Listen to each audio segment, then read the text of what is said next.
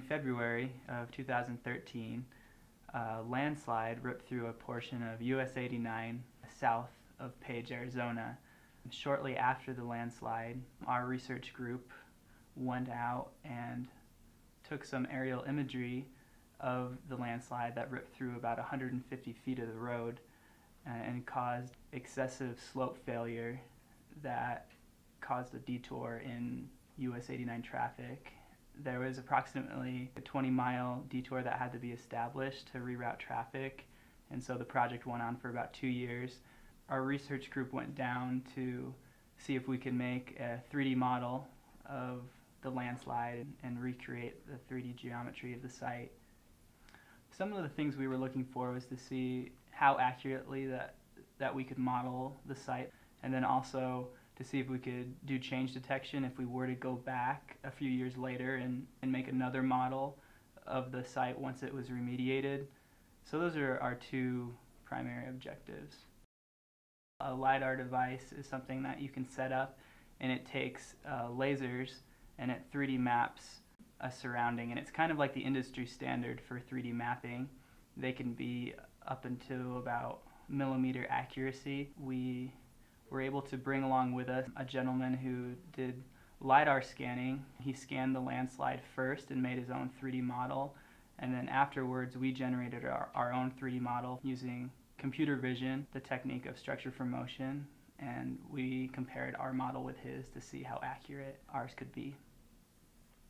One of the things that we did to ensure that we got high resolution out of our model was doing a technique called masking on our photo set. We manually went through each photo and masked out or cut out areas that we didn't want the computer to waste time processing on. Those areas would include the sky, and then sometimes areas like the background mountains that were just off in the distance. Lots of times the computer can get hung up on those things, so we just cut them right out and only let the computer process on the things that we wanted to really capture. So with our ultra-high model, two things that we were going for is just to see how highly detailed we could get a model, and also quantitatively how accurate it was. We used a Nikon D7100 camera, which takes about 24 megapixels for each image. As you can see, the model turned out really well. It's high definition, and you can see that it captures a lot of detail, and we got about 3 centimeter accuracy throughout the whole model, meaning anywhere in the model is 3 centimeters from where it should be in real life. Overall, we were pretty happy with how this model turned out. Never before had we reached 3 centimeter accuracy.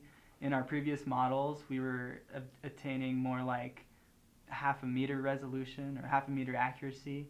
So this was a great leap forward for us. We were also really happy with how well the model looked generally. It captured a lot of detail, and it just looks really nice. We were also able to go back to the site in 2015 once the Arizona Department of Transportation did remediate the whole site, fix the slope, and make a second model there, and it was a neat experience for us.